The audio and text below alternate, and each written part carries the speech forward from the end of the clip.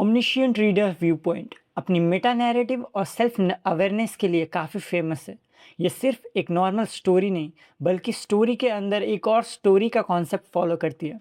इस यूनिवर्स में fictional world को सिर्फ कैरेक्टर्स ही नहीं, बल्कि उसे देखने वाले और इवैल्यूएट करने वाले हायर बीइंग्स भी ऑब्जर्व करते हैं, और सिंबॉलिक लेवल पर वो हायर बीइंग्स हम रीडर्स हैं। इसी वजह से प्रोटैगनिस्ट किम डोगजा की पावर्स भी स्टोरी के कॉन्सेप्ट के अराउंड रिवॉल्व करती है। ओआरवी की दुनिया में स्टोरी ही रियलिटी का फंडामेंटल बिल्डिंग ब्लॉक है। जो भी एग्जिस्ट करता है, फिजिकल ऑब्जेक्ट से लेकर एब्स्ट्रैक्ट कॉन्सेप्ट तक, सब कुछ स्टोरीज की वजह से एग्जिस्ट करता है। यूनिवर्स का सबसे छोटा नैरेटिव यूनिट स्टोरी फ्रैगमेंट कहलाता है। इन्हें अक्सर काले लेटर्स की तरह विजुअलाइज किया जाता है, बिल्कुल वैसे ही जैसे हम रियल लाइफ में किसी नॉवल या किताब के पेजेस पर वर्ड पढ़ते हैं।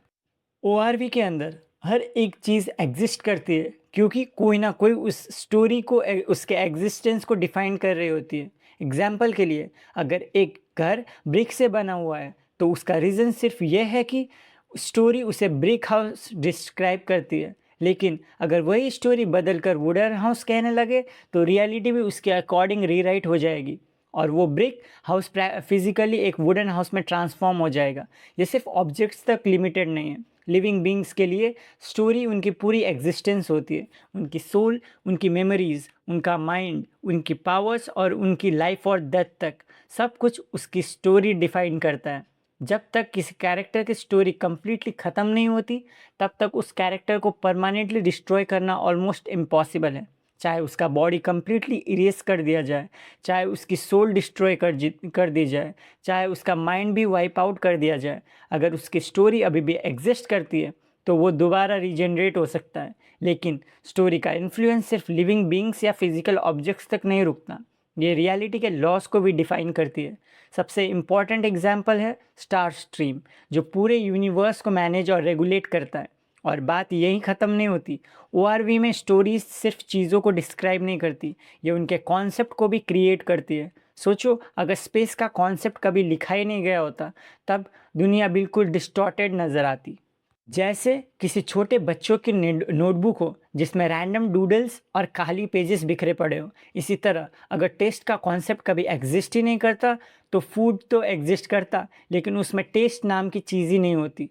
तुम कुछ भी खाते, लेकिन तुम्हें उसका फ्लेवर फील नहीं होता, क्योंकि उस प्रॉपर्टी को डिफाइन करने वाली स्टोरी कभी लिखी ही नहीं गई थी। अब सोचो, अगर किम डोगजा डायरेक्टली स्टोरीज को मैनिपुलेट कर सकता है, तो वो एक्चुअल में क्या क्या अचीव कर सकता है। सिंपल आंसर है रियलिटी मैनिपुलेशन।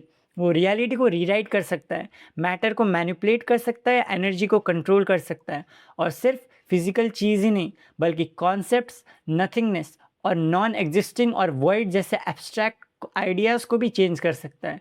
वो उसे इतने फंडामेंटली इरेज कर सकता है कि उस इंसान के एग्जिस्टेंस का कॉन्सेप्ट ही यूनिवर्स से डिसअपियर हो जाए, जैसे वो कभी एग्जिस्ट ही नहीं करता था। इसी प्रिंसिपल की वजह से किम डोगजा के पास ऑलमोस्ट हर मेजर लॉ को मैनिपुलेट करने की कैपेबिलिटी है, जैसे space, time, causality, fate, life, death और काउंटलेस दूसरे यूनिवर्सल कॉन्सेप्ट्स को। लेकिन ओआरवी में स्टोरी मैनिपुलेशन इतनी आसान नहीं है। इस यूनिवर्स में एक और बहुत इंपॉर्टेंट फोर्स एग्जिस्ट करती है, प्रोबेबिलिटी। प्रोबेबिलिटी ओआरवी का बैलेंस मैकेनिज्म है। ये डिसाइड करती है कि किसी भी इवेंट में स्टोरी के अंदर कितना बिलीवेबल या प्लॉजिबल है। जितना इम्पॉसिबल कोई फीट होगा, उतनी ही ज़्यादा प्रोबेबिलिटी उसे परफॉर्म करने के लिए चाहिए होगी। इसी वजह से हर पावरफुल बीइंग को कॉन्स्टेंटली प्रोबेबिलिटी कलेक्ट करनी पड़ती है। अगर कोई कैरेक्टर इनफ प्रोबेबिलिटी के बिना इम्पॉसिबल काम करने की कोशिश करे, तो उसे सेवियर बैकलैश फेस करना पड़ता है। प्रोबेबिलिटी सिर्फ अपनी एबिलिटीज़ एक्टिवेट करने के लिए नहीं होती, कैरेक्टर्स इसे दूसरों की पावर्स को नेगेट या डिस्टेबलाइज करने के लिए भी यूज़ कर सकते हैं।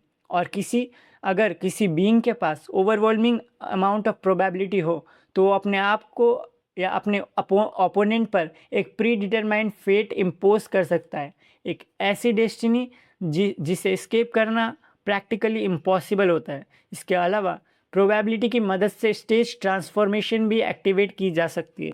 ये ट्रांसफॉर्मेशंस सराउंडिंग रियलिटी को कम्प्लीटली रीराइट कर देती है। इन्वायरमेंट एक स्पेसिफिक इवेंट या मेमोरी के अकॉर्डिंग रीशेप हो जाता है, और उस इवेंट की नैरेटिव फोर्स बाकी कैरेक्टर्स के डेस्टिनी को भी इन्फ्लुएंस करने लग जाती है। अब तक हमने देखा कि ओआरवी की दुनिया में स्टोरीज और प्रोबेबिलिटी रियलिटी को कैसे कंट्रोल करती है, लेकिन इन दोनों कॉन्सेप्ट का असली पोटेंशियल तब समझ आता है जब हम कंप्लीटली किम डोगजा की एबिलिटीज़ को डिटेल में देखते हैं। किम डोगजा के सिर्फ स्टोरी मैनिपुलेशन ही नहीं, बल्कि एक इनक्रेडिबली डाइवर्स आर्सनल है। उसकी पावर्स फिजिकल, स्पिरिचुअल और कॉन्सेप्चुअल लेवल तक काम करती है। सबसे पहले बात करते हैं उसके एनालिटिकल एबिलिटीज़ की। डोगजा दूसरों के थॉट्स और इंटेंशन को रीड कर सकता है। वो अपने अपोनेंट्स को एनालाइज करके उनके बारे में ऑलमोस्ट कंप्लीट इन्फॉर्मेशन हासिल कर सकता है, जिसकी वजह से बैटल शुरू होने से पहले ही उसके पास टैक्टिकल एडवांटेज आ जाता है। उसकी एबिलिटीज़ सिर्फ लिविंग बींग्स तक लिमिटेड नहीं है।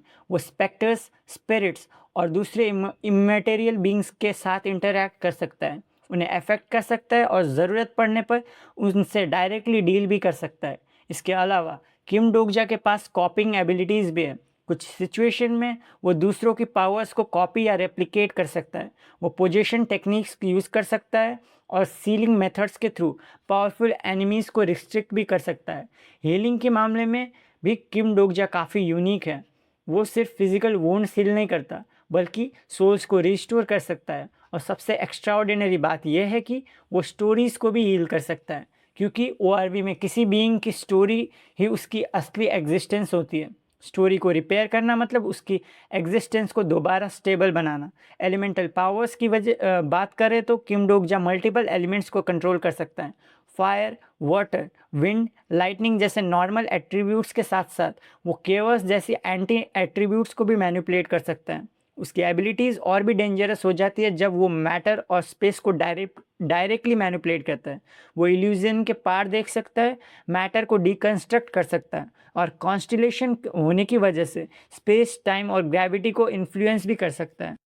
सन वुकोंग की लीनिएज का हिस्सा होने के कारण उसके पास डुप्लीकेशन एबिलिटीज़ भी है, जिससे वो अपने मल्टीपल कॉपीज़ क्रिएट कर सकता है। किम डोगजा के पास पावर नलिफिकेशन भी है। वो कुछ सिचुएशन में अपोनेंट्स की एबिलिटीज़ को कैंसिल या सप्रेस कर देता है और नेचुरली उसकी रीजनरेशन और स्टोरी बेस्ड एग्जिस्टेंस की वजह से उसे प्रैक्टिकली इमोर्टल माना जाता है। लेकिन किम डोगजा की सबसे आइकॉनिक एबिलिटी है फोर्थ वॉल। फोर्थ वॉल सिर्फ एक स्किल नहीं है, ये उसकी सबसे पावरफुल डिफेंसिव एबिलिटीज़ में से एक है। ये उसके माइंड को एक्सटर्नल इंटरफेरेंस से प्रोटेक्ट करती है। इसकी वजह से कोई भी इंसान आसानी से उसके थॉट्स रीड नहीं कर सकता। Mental manipulation, mind control, soul based attack और स्पिरिचुअल करप्शन, इन सब के अगेंस्ट फोर्थ वॉल एक शील्ड की तरह काम करती है। ये एबिलिटी प्रिकॉग्निशन से भी इंटरफेयर करती है। दूसरे कैरेक्टर उसका फ्यूचर एक्यूरेटली प्रेडिक्ट नहीं कर सकते, क्योंकि फोर्थ वॉल उसके नैरेटिव एग्जिस्टेंस को हाइड कर देती है। इसके अलावा फोर्थ वॉल उसे पोजीशन, एग्जिस्टेंस इरेजर और इवन वॉइड बेस्ड इफेक्ट्स के अगेंस्ट भी रेजिस्टेंस प्रोवाइड करती है। ओआरवी के अंदर यह एबिलिटी इतनी यूनिक है कि बार बार इवन हायर बींग्स भी किम डोगजा को प्रॉपरली अंडरस्टैंड नहीं कर पाते। लेकिन उसकी पावर्स यही ख़त्म नहीं होती। किम डोगजा एब्सोल्यूट गुड और एब्सोल्यूट इविल दोनों नैरेटिव्स का हिस्सा बन चुका है। इसी वजह से वो होली और करप्ट दोनों टाइप्स की पावर विल्ड कर सकता है। सिचुएशन के हिसाब से वो एक फोर्स को दूसरे के अगेंस्ट यूज़ करके बैलेंस या ओवर पावर कर सकता है। अब सोचो, story manipulation, probability, fourth wall, constellation abilities और इतनी सारी यूनिक पावर्स, इन सब को कंबाइन कर दिया जाए तो रिजल्ट होता है एक ऐसा कैरेक्टर जिसके पास ऑलमोस्ट हर सिचुएशन का सॉल्यूशन मौजूद हो। लेकिन ये सब भी उसके ट्रू फॉर्म के सामने छोटे पड़ जाते हैं। किम डोगजा का सबसे पावरफुल फॉर्म है द ओल्डेस्ट ड्रीम। इस स्टेट में वो सिर्फ एक पावरफुल बीइंग नहीं रहता, वो हर स्टोरी का ओरिजिन बन जाता है। हर नैरेटिव, हर यूनिवर्स, हर लॉ और हर कॉन्सेप्ट सब उसकी इमेजिनेशन से जन्म लेती है। सिंपल वर्ड्स में ओआरवी की रियलिटी उसके सपने की वजह से एग्जिस्ट करती है। इनफाइनाइट यूनिवर्सेस सिर्फ इसीलिए सर्वाइव करती है क्योंकि ओल्डेस्ट ड्रीम उन सब को एक साथ में ड्रीम कर रहा होता है। जब तक वो इमेजिन करता रहेगा तब तक वो यूनिवर्स एग्जिस्ट करते रहेंगे, और अगर वो उन्हें डिनाई कर दे तो उनकी एग्जिस्टेंस भी ख़त्म हो जाएगी। इस फॉर्म की सबसे टेरिफाइंग एबिलिटी ये है imagination as reality. Oldest dream दुनिया को एक नॉवल की तरह परसीव करता है, और क्योंकि उसके लिए रियलिटी सिर्फ एक स्टोरी है, वो उस स्टोरी को रीराइट भी कर सकता है। इस एबिलिटी की एक्चुअल लिमिट कभी डिफाइन ही नहीं की गई है। यहाँ तक कि वो इम्पॉसिबल और पैराडॉक्सिकल चीज़ों को भी एग्जिस्टेंस दे सकता है। एक सिंपल एग्जांपल लो, स्क्वायर सर्कल। रियलिटी में ऐसी कोई चीज़ एग्जिस्ट ही नहीं कर सकती, हम उसे इमेजिन भी नहीं कर सकते। लेकिन अगर हम पेपर पर स्क्वायर सर्कल लिख दे तो लैंग्वेज उस कॉन्सेप्ट को डिफाइन कर देती है। ओआरवी में ओल्डेस्ट ड्रीम इसी प्रिंसिपल को एक्चुअल रियलिटी बना सकता है। वो इम्पॉसिबल कॉन्सेप्ट्स को फंक्शनल बना देता है, जैसे रेट्रो कैजुअलिटी जहाँ फ्यूचर अपने ही पास्ट को अफेक्ट करता है, या ऐसे सिस्टम जो नॉर्मल लॉजिक और फिजिक्स को कम्प्लीटली इग्नोर करते हैं। उसकी इमेजिनेशन इम्पॉसिबल को भी पॉसिबल बना देती है। लेकिन इतनी ओवरवेलमिंग पावर के साथ एक बहुत बड़ा ड्रॉबैक भी आता है। Oldest dream constantly stories lose करता रहता है, और ओआरवी में स्टोरीज ही आइडेंटिटी होती है। मतलब धीरे धीरे उसकी मेमोरीज डिसअपियर होने लगती है, उसकी पर्सनैलिटी फेड होने लगती है, उसका सेंस ऑफ सेल्फ ख़त्म होने लगता है, और टाइम के साथ वो एक नॉर्मल इंडिविजुअल कम और एक कॉन्शियसनेस एंटिटी ज़्यादा बनने लग जाता है। एक ऐसा बीइंग जो बस एंडलेस ड्रीम देख रहा है और उन ड्रीम्स की वजह से काउंटलेस यूनिवर्स को एग्जिस्ट करने दे रहा है। अब जब हम डोगजा की रियलिटी वार्पिंग एबिलिटीज़ और ओल्डेस्ट ड्रीम फॉर्म को समझ चुके हैं, तो चलिए अब उसकी speed, intelligence, durability, physical strength और इक्विपमेंट के बारे में बात करते हैं। ऑमनिशिएंट रीडर व्यू पॉइंट में कॉन्स्टेलेशन को ऐसे बीइंग दिखाए गए हैं जो कुछ ही सेकेंड्स या मिनट्स के अंदर काउंटलेस गैलेक्सीज क्रॉस कर सकते हैं। सीरीज़ में कई बार ऐसा दिखाया गया है कि जब कोई कैरेक्टर किसी कॉन्स्टेलेशन को समन करता है तो उसका स्टार लगभग इंस्टेंटली स्काई में अपीयर हो जाता है। ये फीट सिर्फ टॉप टीयर बींग्स का नहीं, लो टीयर डोकेबी जैसे बीइंग भी इनक्रेडिबल स्पीड फीट दिखा चुके हैं। एक पॉइंट पर बीइंग ने एक और डोकेबी को इतनी ज़ोर से पंच मारा कि वो सीधा एंड्रोमेडा गैलेक्सी तक पहुंच गया। और क्योंकि किम डोगजा स्टोरी के मेजॉरिटी हिस्से में एक कॉन्स्टिलेशन है और एवरेज कॉन्स्टिलेशन और डोकेबी से कई ज़्यादा गुना पावरफुल रहता है, यह कहना बिल्कुल रीज़नेबल है कि उसकी मूवमेंट और रिएक्शन स्पीड भी इसी लेवल पर है या उससे ऊपर स्केल करती है। लेकिन डोगजा का सबसे इंसेन स्पीड फीट है ओआरवी पढ़ने से समझ आता है। उसके लिए हमें सिन शोंग की दूसरी novel the world after the fall को भी देखना पड़ता है। ओआरवी और the world after the fall दोनों एक ही ग्रेटर मल्टीवर्स के नेबरिंग वर्ल्ड व्यूज़ हैं। एक पॉइंट पर ओल्डेस्ट ड्रीम अपने वर्ल्ड व्यू में ट्रैवल करते हुए गलती से the world after the fall के यूनिवर्स में एंटर करता है। यहीं उसकी मुलाकात होती है जेवान से। जेवान भी अपने वर्ल्ड का एब्सोल्यूट एग्जिस्टेंस है। उसकी फाइटिंग स्टाइल बहुत सिंपल लगती है, उसके पास बस एक ही प्राइमरी अटैक है, एक थ्रस्ट, लेकिन उसी ने एक इस अटैक को बिलियन साल तक कंटिन्यूसली ट्रेन किया। रिजल्ट, उसका स्टैब इतना ट्रांसेंडेंट बन गया कि उसके ऊपर नॉर्मल फिजिक्स भी अप्लाई नहीं होती। सीरीज़ के अकॉर्डिंग उसका अटैक इतना फास्ट है कि स्पीड का कॉन्सेप्ट ही उस पर अप्लाई नहीं होता, क्योंकि स्पीड को डिफाइन किया जाता है डिस्टेंस डिवाइड बाय टाइम। लेकिन जेवान का अटैक टाइम के इन्फ्लुएंस से बाहर एग्जिस्ट करता है, मतलब उसके अटैक को मेजर किया नहीं जा सकता। सिर्फ इतना ही नहीं, उसकी स्लैश को एक इनफाइनाइट लाइन डिस्क्राइब किया गया है जो यूनिवर्स के बिगिनिंग और एंड दोनों को एक साथ कट कर देती है। उसके अटैक्स टाइम और स्पेस दोनों से कम्प्लीटली अनबाउंड होते हैं। और सबसे इम्प्रेसिव बात, किम डोगजा जो उस वक्त ओल्डेस्ट ड्रीम होने के बावजूद अपनी स्टोरीज और आइडेंटिटी कंटिन्यूसली लूज़ कर रहा था, फिर भी जेवान के अटैक्स को डॉच कर देता है और उसके साथ फाइट पेस मेंटेन करता है। इसी वजह से पावर स्केलिंग कम्युनिटी के हिसाब से किम डोगजा की स्पीड को इमेजरेबल या उससे भी हायर कैटेगरी में प्लेस किया गया है। फिजिकल पावर से भी ज़्यादा डेंजरस चीज़ है किम डोगजा का दिमाग। स्टोरी शुरू होने से पहले ही 3 ways to survive in a ruin world का सबसे ऑब्सेसिव रीडर था वो। उसने नॉवल को इतनी बार पढ़ा था कि उसे उसकी हर मेजर इवेंट और हर इम्पोर्टेंट कैरेक्टर याद था। इसी वजह से उसके पास एक्स्ट्राऑर्डिनरी ऑब्जर्वेशन स्किल्स और फेनोमेनल मेमोरी डेवलप हो गई थी। बैटल के दौरान वो अपोनेंट्स के एक्शन को इंस्टेंटली एनालाइज करता है और कुछ ही मोमेंट्स में स्ट्रैटेजीज क्रिएट कर लेता है। हालांकि उसके फ़ोन में ओरिजिनल नॉवल का डेटा होता है, लेकिन सरप्राइजिंगली उस पर पूरी तरह डिपेंड नहीं करता। जैसे जैसे स्टोरी आगे बढ़ती है, उसकी वर्ड लाइन ओरिजिनल नॉवल के इंक्रीजिंगली डाइवर्ज होने लगती है, और इसी पॉइंट के बाद उसकी इंटेलिजेंस और भी ज़्यादा शाइन करती है, क्योंकि अब उसे अननोन सिचुएशन को खुद सॉल्व करना पड़ता है। फाइनल सिनेरियो इसका परफेक्ट एग्जाम्पल है। वहाँ किम डोकजा ने सिर्फ अपने एनिमीज़ को नहीं आउटस्मार्ट किया, बल्कि पूरे सिनेरियो सिस्टम्स को ही रिवर्स करके यूनिवर्स के अगेंस्ट यूज़ कर दिया। उसकी स्ट्रैटेजी इतनी कॉम्प्लेक्स थी कि हान सुयोंग, जिसके पास ऑलमोस्ट ऑमनिशियंट प्रेडिक्टिव एबिलिटीज़ थी, वो भी इनिशियली उस प्लान को समझ नहीं पाई। ये दिखाता है कि किम डोकजा सिर्फ नॉलेजेबल नहीं, बल्कि एक जेन्युइन जीनियस स्ट्रैटेजिस्ट था।